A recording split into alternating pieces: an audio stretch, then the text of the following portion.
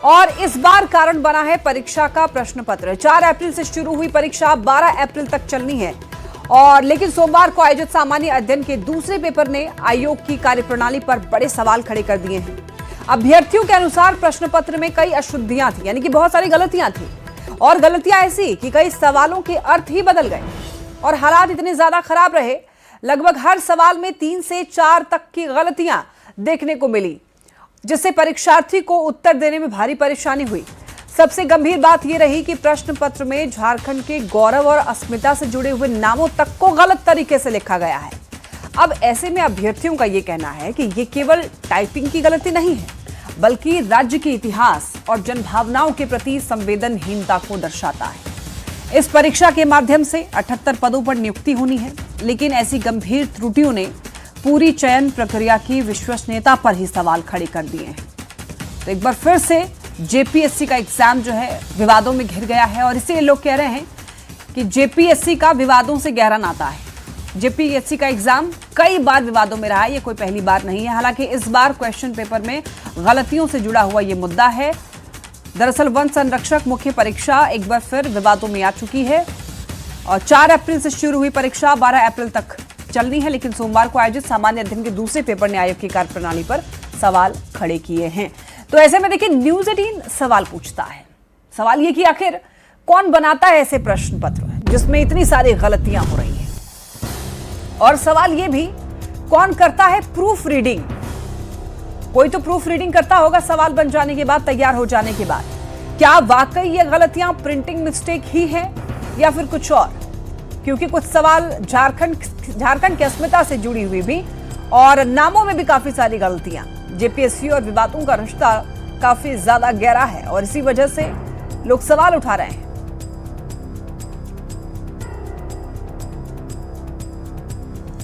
और यहां पर देखिए ये प्रश्न पत्र है, जूम करके आपको यहां पर दिखा भी रहे हैं क्या कुछ इसमें गलतियां हैं, और यही गलती जो है लोग सवाल उठा रहे हैं इन्हीं गलतियों पर। आखिर यहां पर आंदोलन को आंदोलना लिखा हुआ है, सांस्कृतिक को सांस्कृतिक यहां पर भी सही तरीके से नहीं लिखा गया है, सर्वोच्च न्यायालय को सर्वोच्च न्याय तक लिखा हुआ है। ऐसी कई गलतियां हैं। निरंजन जुड़ चुके हैं हमारे साथ ज्यादा जानकारी के लिए। निरंजन, जेपीएससी का परीक्षा एक बार फिर से यहां पर विवादों में आ चुका है और इस बार गलतियों के कारण विवादों में है, यानी कि बहुत सारे प्रिंटिंग मिस्टेक यहां पर देखने को मिले हैं।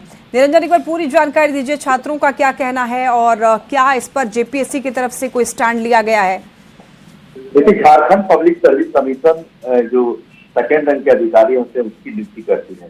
किसी भी राज्य का जो आयोग होता है वो सेकेंड रैंक के अधिकारियों की नियुक्ति करती है और प्रत्येक साल आप देख रहे हैं कि यहाँ पर कुछ न कुछ त्रुटियां खामियों को लेकर के आयोग को लेकर के छात्र जनहित याचिका दायर करते हैं कोर्ट में। क्योंकि अब बहुत बड़ा मामला इसलिए है कि सहायक वन संरक्षक परीक्षा का जो प्रश्न पत्र में कई गलतियां इसमें आया है। राष्ट्रीय को जिस तरह से लिखा गया है महत्वपूर्ण, ये सब जो 4 अप्रैल से शुरू हुई परीक्षा 12 अप्रैल तक चलनी है और लगभग हर प्रश्न में 3 से 4 गलतियां देखने को मिली। 1, 2, 4 गलती हो तो माइनर है, कोई बहुत बड़ी बात नहीं है, लेकिन जिस तरह से बड़ी बड़ी गलतियां सर्वोच्च न्यायालय, राष्ट्रीय इतिहास, ऐसे प्रश्नों को टिप्पणी पुस्तक माइनर गलतियां हैं। सब अगर हम बात करें तो पहली या दूसरी कक्षा के जो छात्र थे सब सिखाया जाता है। सबसे पहले वर्तनी अशुद्धियां को कैसे लिखना है, कैसे पढ़ना है, व्याकरण में सब सिखाया जाता है। लेकिन झारखंड पब्लिक सर्विस कमीशन इतनी बड़ी जो ये आयोग है स्टेट का सेकेंड क्लास के अधिकारियों की नियुक्ति करती है और 4 अप्रैल से लेकर के 12 अप्रैल तक परीक्षा चलनी है और प्रत्येक प्रश्न पत्र में एक गलती नहीं है, 3 से 4 गलतियां देखने को मिल रही है। सबसे महत्वपूर्ण बात है कि जब मैंने आयोग से संपर्क साधने की कोशिश की और जानकारी ली, हालांकि उन्होंने ऑफ द रिकॉर्ड में ये बताया कि मिस्टेक हुआ है, इसको त्रुटियां जो हुई है उसको सुधार लिया जाएगा। इतनी बड़ी गलतियों को उन्होंने मिस्टेक और त्रुटियां री होता है, क्वेश्चन जब निकलता है कहीं से और जाके क्वेश्चन जब पहुंचता है बैंक से फिर जाता है वहां पर, उससे पहले कई तरह की बिल्कुल निरंजन, और सवाल करना जेपीएससी के अधिकारियों से जरूरी हो जाता है क्योंकि यहाँ पर इतने सारे मिस्टेक्स, और सवाल यही कि आखिर कौन बनाता है ऐसे प्रश्न पत्र जिसमें इतनी सारी गलतियां और क्या कोई प्रूफ रीडिंग नहीं करता, यानी कि दोबारा से क्या ये चेक नहीं किए जाते हैं एग्जाम से पहले। बहुत धन्यवाद आपका इन तमाम जानकारियों के लिए। चलिए बढ़ते हैं खबरों में आगे। दुमका से इस वक्त एक बड़ी खबर मिल रही है, जहां के मुफस्सिल थाना क्षेत्र से गुजरने वाली रिंग रोड में बीती रात गोली चली है। घटना के बाद जिला ट्रक ऑनर एसोसिएशन के लोगों में दहशत का माहौल। देखिए, जानकारी के मुताबिक दुमका रिंग रोड से सटे कोयला के रेलवे साइडिंग से हाईवा खाली होकर के लौट रहा था, तभी ड्राइवर को रोक करके कनपट्टी में हथियार सटाकर कार में सवार अपराधियों ने हाईवा पर फायरिंग कर दी है। मौके से फरार हो गए हैं फायरिंग के बाद। देखिए, घटना के बाद में ट्रक ऑनर एसोसिएशन ने आपातकाल बैठक बुलाई, यानी कि इमरजेंसी बैठक बुलाई है और थाना को लिखित आवेदन देकर के घटना की जांच करते हुए कार्रवाई की मांग भी की है। एक 4 व्हीलर आया, वो अपने से सिगरेट मांग रहा था अपने आप में। फिर सनरूफ से खोल के बंदूक तो निकाला, बंदूक लेके मेरा कान के पास सटाया। फिर हम मुंडी तो साइड कर दिए, साइड ग्लास में मार दिया गोली तो। नहीं, बात मेरे लफड़ा कुछ होता तो बोलते कि हाँ लफड़ा हो, कुछ बात भी कुछ नहीं हुआ था उसके साथ। वो अपने आया, खड़ा किया, सिगरेट मांग रहा था अपने आप से, मैंने कोई 4 गो जो बैठा था गाड़ी में बस। जैसे ड्राइवर साहब से बात हुआ हम लोग को एसोसिएशन के बैठक के दरमियान अभी, तो उससे उसको कोई पहले से कोई झगड़ा या उस टाइप का बात ही नहीं बता पा रहा है, लेकिन लोग अचानक आया और इस पर बंदूक तान दिया। ये अपना सर को आगे किया, तब तक में गोली पीछे का शीशा में लगा। जब ये हो हल्ला करते करते वो लोग रामपुर और तरफ की भागा और पेट्रोलिंग को भी सूचना दिया गया। रांची से बड़ी खबर, बारिश और आंधी तूफान का दंश, सारंडा जंगल में जवान की मौत। सीआरपीएफ कोबरा बटालियन की यहां पर बताया जा रहा है कि मौत हुई है, पेड़ गिरने से जवान की मौत। रांची में अस्पताल लाया गया, डॉक्टरों ने इसके बाद मृत घोषित कर दिया। आपको बताते चले नक्सल अभियान के दौरान ये पेड़ गिरा। आपको बताते चले सारंडा जंगल में जवान की मौत हो गई है और सीआरपीएफ कोबरा बटालियन में मौत हुई है। पेड़ गिरने से बताया जा रहा है कि जवान की मौत। बेहद दुखद खबर है ये। रांची में अस्पताल लाया गया, डॉक्टरों ने मृत घोषित किया। नक्सल अभियान के दौरान पेड़ गिरने की वजह से हादसा। रांची से बड़ी खबर, जहां के रातू थाना क्षेत्र में अर्धनिर्मित मकान में युवक का शव मिलने से अफरा तफरी मच गई। स्थानीय लोगों ने हत्या की आशंका जताई है। लोगों ने पुलिस को इसकी सूचना दी, जिसके बाद पुलिस मौके पर पहुंची। जानकारी के मुताबिक मृत युवक नशा करने का आदी था। पुलिस ने शव को पोस्टमार्टम के लिए भेजा है। रिपोर्ट आने के बाद ही मौत के कारणों का खुलासा हो पाएगा।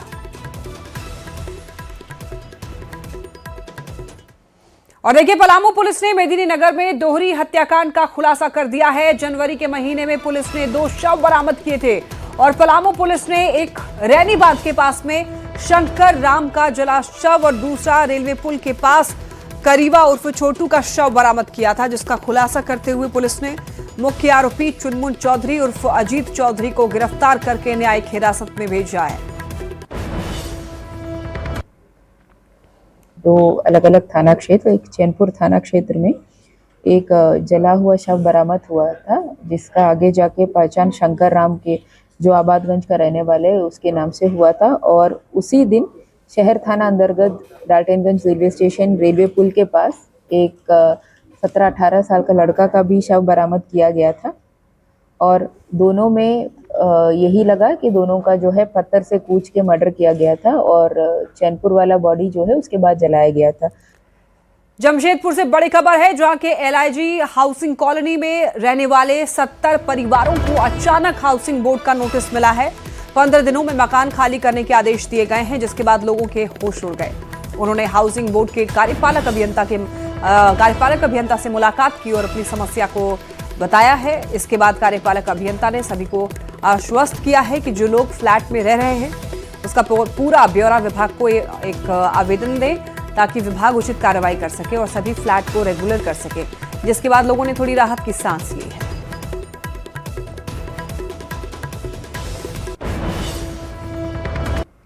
करने आए हैं कि जो सरकार का निर्णय हुआ उस आधार पर ही जो है सरकार जो जिस घर में रह रहे हैं उसको आवंटित कर दिया जाए, उसके नाम पर रजिस्ट्री कर दिया जाए और सभी लोग जो सरकार का जो कीमत है, जो सरकार हाउसिंग बोर्ड तय करेगी, वो कीमत देने को तैयार है।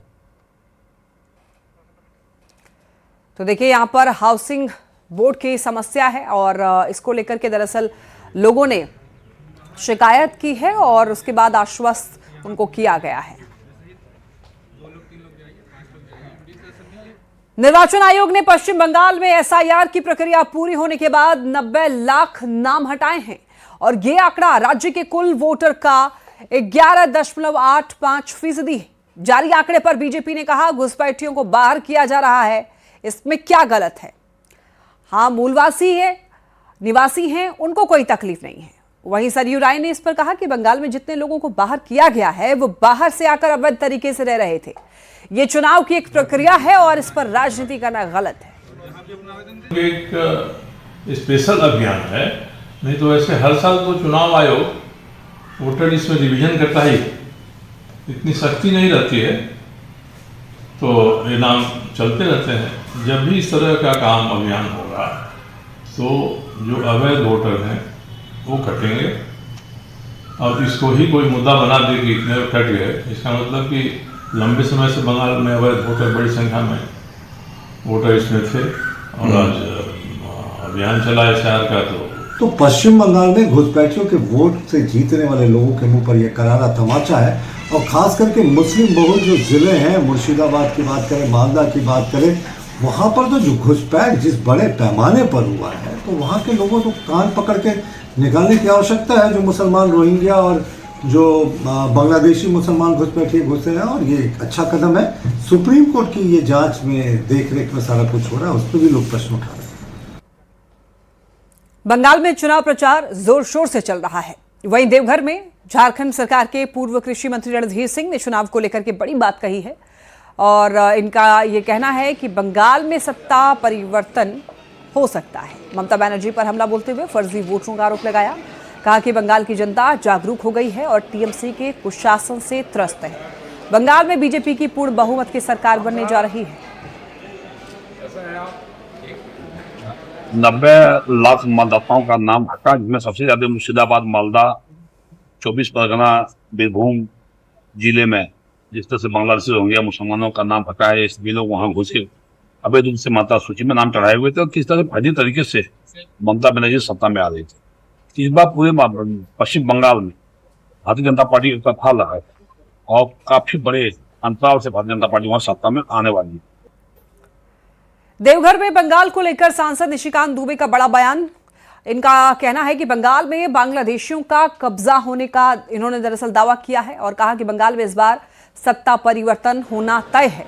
सांसद ने कहा कि चुनाव जीतने पर बांग्लादेशी को भी बंगाल से निकाला जाएगा। वहीं झारखंड के मुख्यमंत्री हेमंत सोरेन को नसीहत देते हुए ये कहा कि राजनीति में एक मर्यादा होनी चाहिए, ना कि परिवार पर हमलावर होना चाहिए। अच्छी पार्टी, आपको पता है कि मेरे ऊपर भी 52 केस है। परिवार परिवार है। मुझे आज भी नहीं पता है कि हेमंत जी को कितने बच्चे, इतना होने के बाद राजनीति में एक मर्यादा होनी चाहिए। किसी के बहन के ऊपर, किसी के वाइफ के ऊपर, किसी के बच्चे के ऊपर, किसी के माँ बाप के ऊपर जो भी इस तरह की घटिया हरकत करता है वो हमेशा निंदनीय है। और कांग्रेस के समर्थन जितनी पार्टियां हैं उनका एकमात्र काम यही है कि कुछ नहीं यदि मिलता है राजनीति में वोट करने के लिए उनके परिवार देता है। देखिए, देवघर में असम के मुख्यमंत्री हेमंता बिस्वा शर्मा का आगमन हुआ और उनके पहुंचते ही देवघर एयरपोर्ट पर स्थानीय प्रशासन और पार्टी कार्यकर्ताओं ने गर्मजोशी से उनका स्वागत किया। एयरपोर्ट से निकलते ही मुख्यमंत्री सीधे सत्संग आश्रम के लिए रवाना हो गए, जहां उन्होंने आश्रम के आचार्य देव से मुलाकात की और कुछ समय बिताने के बाद हेमंता बाबा वैद्यनाथ मंदिर पहुंचेंगे, जहां वो विधि विधान से पूजा अर्चना करेंगे। उनके दौरे को लेकर प्रशासन पूरी तरीके से अलर्ट है। सुरक्षा के कड़े इंतजाम भी किए गए हैं।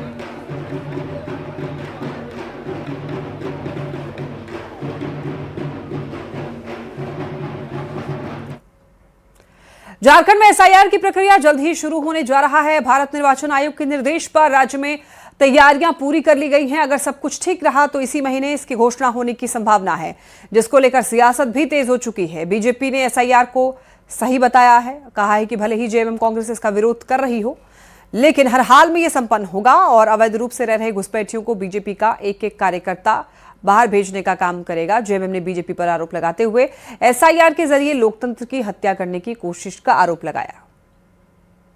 तरीके से बदली है। संथाल परगना में 1951 की जनगणना थी, और 211 की जनगणना के बीच में आदिवासियों की जनसंख्या 44% से घटकर 28% हो गई, 16% घट गई। और मुसलमानों की जो जनसंख्या इसी कालखंड में 9% से बढ़कर 23% हो गई, यानी 14% बढ़ गई। तो ये बिना घुसपैठ के संभव नहीं है। हमें पूरी उम्मीद है SIR के जरिए इन घुसपैठियों को चिन्हित करके बाहर निकाला जाएगा। देखिए, SIR बिहार में भी हुआ, बंगाल में भी करीब करीब हो चला है। जो मंशा है केंद्र सरकार की कि चुनाव आयोग के माध्यम से हम वोटों का जो वोटरों का इलेक्टोरल रोल होता है उसमें से नाम को काटा जाए, वैसे वोटरों का जो भाजपा को वोट नहीं करते। ये प्रयास झारखंड में भी की जा सकती है और की जाएगी, हम लोगों को पूरा जैसा लगता है अभी तक। हमारे कार्यकर्ता मुस्तैद रहेंगे हर बूथ पर।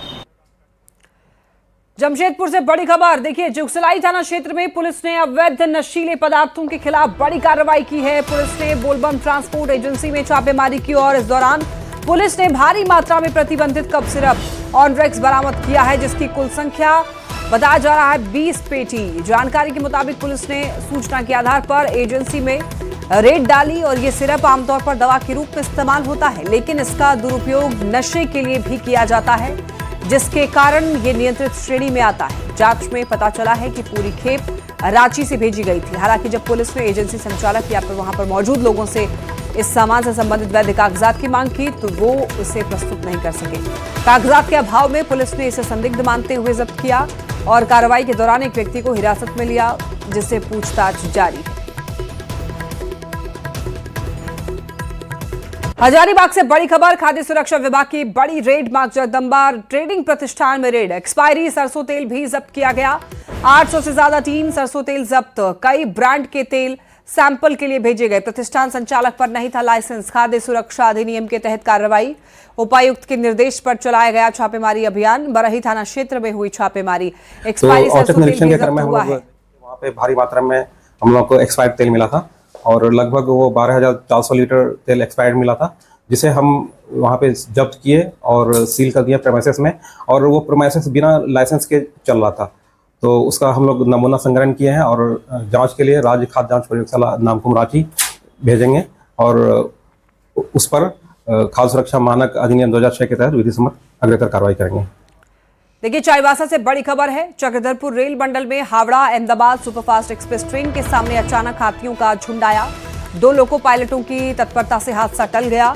हाथियों की जान बच पाई। जानकारी के मुताबिक खड़गपुर रेल मंडल के कलाईकुंडा सरडीहा रेलखंड पर लगभग 12 से 15 हाथी अचानक ट्रैक पर देखने को दिखाई दी और जिसके बाद लोको पायलट ने तुरंत ही ट्रेन की गति कम की। कुछ दूरी पर ही ट्रेन को रोका गया। हाथियों के चले जाने तक लगभग आधा घंटा ट्रेन पटरी पर ही खड़ी रही। चक्रधरपुर रेल मंडल में पिछले दिनों भी हाथियों के झुंड देखे गए थे, जिसके कारण यहां पर ट्रेनों की गति कम की गई थी और परिचालन प्रभावित हुआ था।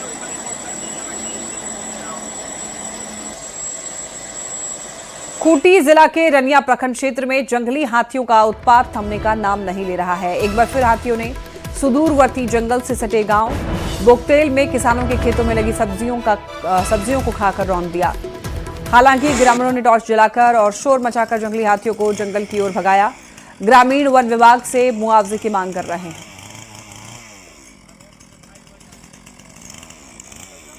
बोकारो में वित्तीय अनुशासन को लेकर प्रशासन ने सख्त रुख अपनाया है। अजय नाथ झा ने समाहरणालय सभागार में सभी डीडीओ के साथ बैठक की और कहा कि एक पैसे की भी गलत निकासी बर्दाश्त नहीं की जाएगी। उपायुक्त ने निर्देश दिया है कि सभी डीडीओ वित्तीय साल 2023-24, 24-25 और 25-26 में स्थापना मद से हुई राशि निकासी की जांच करें और प्रमाण पत्र दें कि झारखंड कोषागार संहिता 2016 के प्रविष्टि 20 का पूर्ण अनुपालन हुआ है।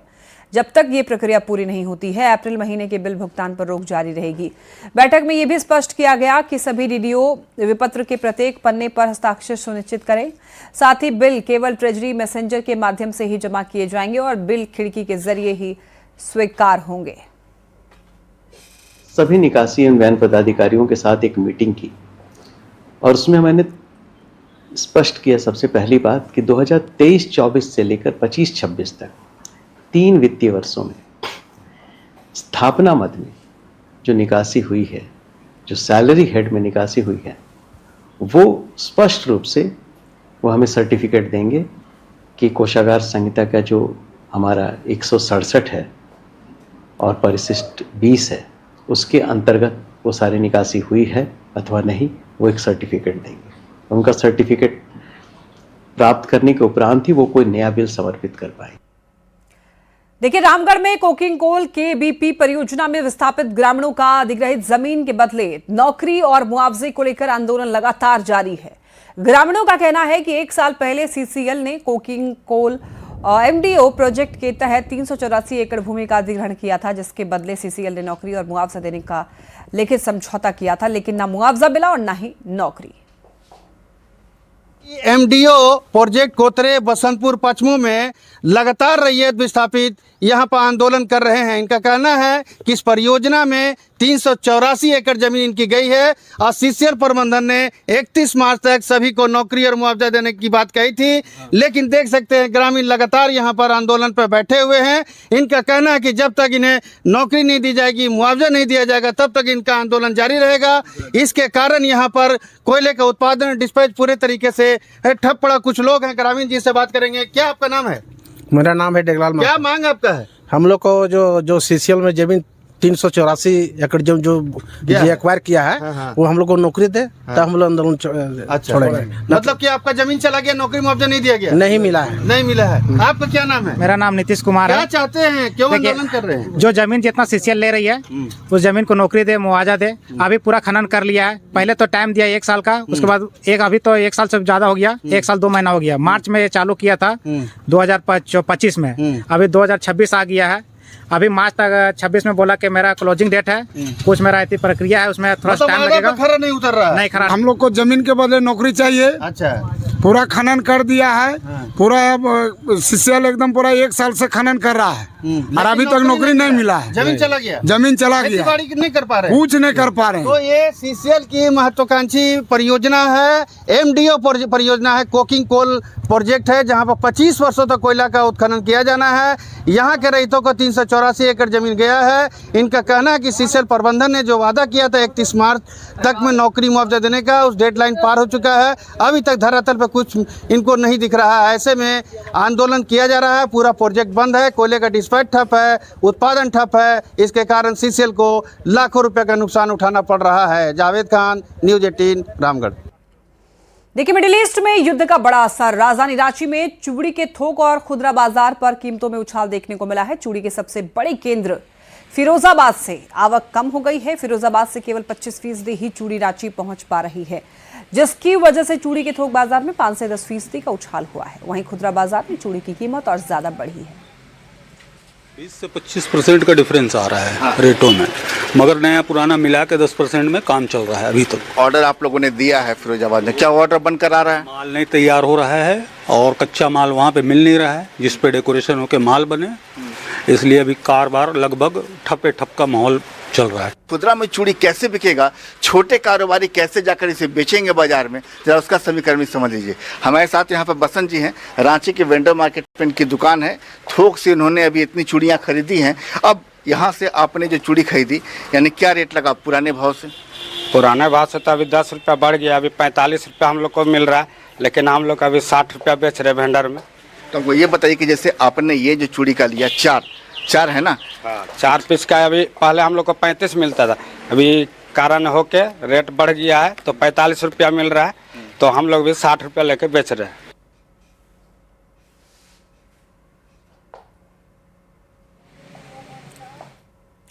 हिंदूवादी नेता भैरव सिंह के खिलाफ रांची पुलिस प्रशासन की कार्रवाई पर हिंदू संगठन ने अपनी नाराजगी जाहिर की है। हिंदू संगठन की माने तो भैरव सिंह के खिलाफ प्रशासन व्यक्तिगत खुन्नस निकाल रही है। मामले को लेकर नेता प्रवीण सिंह ने यह बताया कि साल 2015 में भैरव सिंह के खिलाफ सिर्फ एक ही केस दर्ज था, लेकिन उस केस में जमानत सहित अन्य प्रक्रियाएं पूरी हो चुकी हैं। बावजूद अब 2015 के ही केस में अलग GR नंबर के जरिए समन दिया जा रहा है, जो गलत है। कि रांची जिला प्रशासन खास तौर पे जिस हिसाब से सामाजिक काम कर रहे हैं भैरव सिंह जी, उसके हिसाब से उनको रोकने के लिए, उनको बाधा पहुंचाने के लिए इस तरह की हरकत कर रही है। पूरे हिंदू समाज के हित के लिए काम करते हैं। लगता है कि इसको बाधित करने के लिए इस तरह की हरकत की जा रही है और ऐसी परिस्थिति में कहीं ना कहीं हम लोग को भी एक स्टैंड लेके इसके खिलाफ खड़ा होना पड़ेगा। जमशेदपुर के मानगो की मेयर सुधा गुप्ता ने ऐतिहासिक पहल की है। उन्होंने मेयर के रूप में मिलने वाली सुविधा, सरकारी गाड़ी और मेयर को मिलने वाली वेतन को निगम को वापस कर दिया है। साथ ही उपयोग करने तक की तिथि का भुगतान भी अपने निजी कोष से किया है। उन्होंने मेयर के रूप में मिलने वाली मानदेय को भी मुख्यमंत्री राहत कोष में जमा कराने का निर्देश दिया है। मानगो नगर निगम को लिखे पत्र में उन्होंने फिजूल खर्च पर रोक लगाने का निर्देश जारी किया है। न्यूज 18 से खास बातचीत में सुधा गुप्ता ने यह कहा कि वो क्षेत्र के हर व्यक्ति तक विकास पहुंचाने की कोशिश करेंगी। कि सरलता ही मेरी पहचान है और मुझे बहुत लाव लश्कर की ज़रूरत नहीं है। मैं इतने सक्षम हूँ कि मैं अपना खर्चा खुद उठा सकती हूँ। तो मुझे जब अब सरकारी गाड़ी या वेतन का जो हुआ तो मैंने गाड़ी लौटा दी, क्योंकि मुझे उसकी आवश्यकता नहीं थी। मेरी निजी गाड़ी है जिस पे मैं चढ़ के अपनी जन सेवा कर सकती हूँ। और जहाँ तक मेरी सैलरी की बात है तो मैंने वो मुख्यमंत्री कोष योजना में देने का अपना रखा है, निर्णय लिया है, ताकि जनता का पैसा जनता के हित में अगर वो खर्च होता है, जनता के विकास के लिए, शहर के विकास के लिए खर्चा होगा तो मुझे उससे ज़्यादा खुशी होगी। और इसी के साथ इस बुलेटिन